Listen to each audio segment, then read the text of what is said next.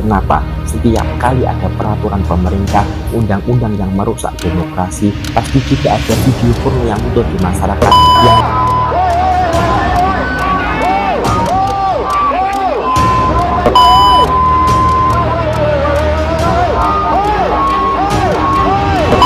maka yang berlaku adalah hasil keputusan Mahkamah Konstitusi Judicial Review.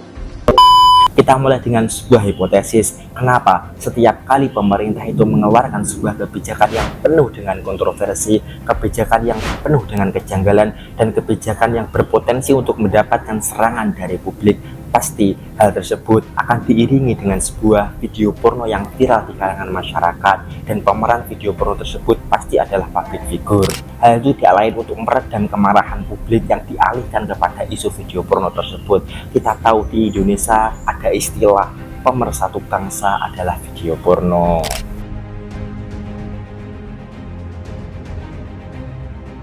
Di Indonesia, jika seseorang ini ingin maju pilkada, khususnya bupati, ia membutuhkan uang sedikit-sedikitnya itu 30 miliar.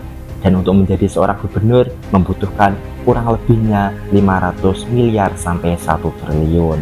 Uang yang begitu banyak, kira-kira uang sebanyak ini untuk siapa? Tentu uang tersebut digunakan sebagai bahan kampanye untuk money politik, untuk membagi-bagikan kepada masyarakat.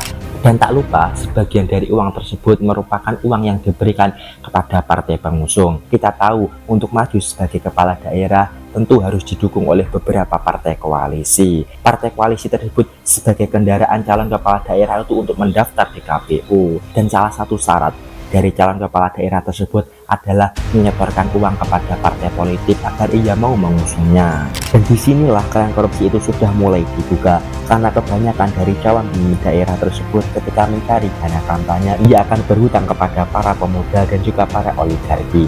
Kemudian setelah ia menjadi pemimpin daerah, ia akan mencari balik modal dan juga menyerahkan proyek-proyek strategis kepada para pembeli modal dan juga oligarki. Dan hal ini juga pernah disampaikan dalam salah satu pidato oleh Bapak Prabowo. Ketua umum partai, kalau ada yang mau jadi gubernur, datang ke saya. Apa pertanyaan pertama yang saya tanya kepada dia? Apa pertanyaan? Saya tanya, ente punya uang enggak? Padahal dengan dikeluarkannya putusan MK terbaru pasal 60 tentang ambang batas pencalonan pimpinan daerah, maka secara otomatis hal tersebut dapat mengurangi potensi terjadinya sebuah korupsi. Namun anehnya, kenapa putusan yang sangat demokratis ini justru diotak-atik oleh perwakilan rakyat sehingga terjadi demo di mana-mana. Sebuah catatan kebanggaan di lembar sejarah manusia. Kawan, organisator di lapangan, tolong bantu kawan-kawan terus bergerak. Hari ini kita datang ke gedung DPR kawan-kawan, karena di sanalah harapan dan mohon maaf, kami 4 orang hadir di sini mewakilkan teman-teman yang lain yang ada di bawah sana gitu. Jangan berharap kalau kami lucu, karena lebih lucu yang di dalam sana.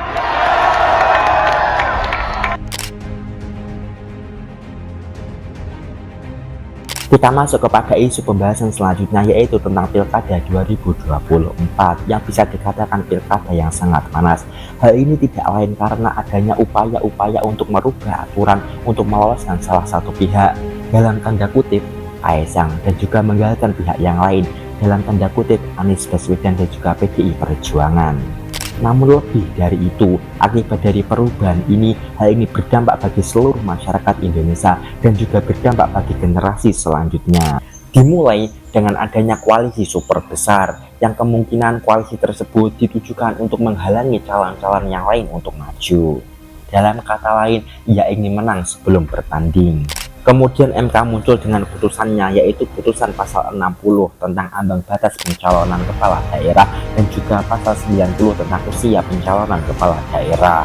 Hal tersebutlah yang memporak-porandakan rencana dari Raja Jawa. Kemudian Raja Jawa melawan dengan menggerakkan anggota DPR untuk membuat undang-undang tandingan terhadap putusan MK yang telah disepakati. Dan hal inilah yang memicu amarah dari publik.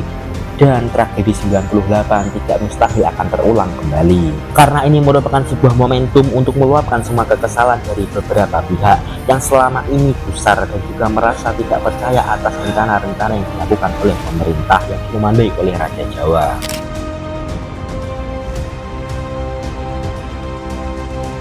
Lalu kita akan masuk kepada pembahasan inti video kali ini, yaitu kenapa setiap kali ada peraturan pemerintah, undang-undang yang merusak demokrasi, pasti juga ada video porno yang muncul di masyarakat yang waktunya itu berbarengan dengan isu-isu yang diangkat oleh pemerintah terkait undang-undang yang menyengsarakan rakyat, yang mana pemeran video porno tersebut pasti adalah public figure.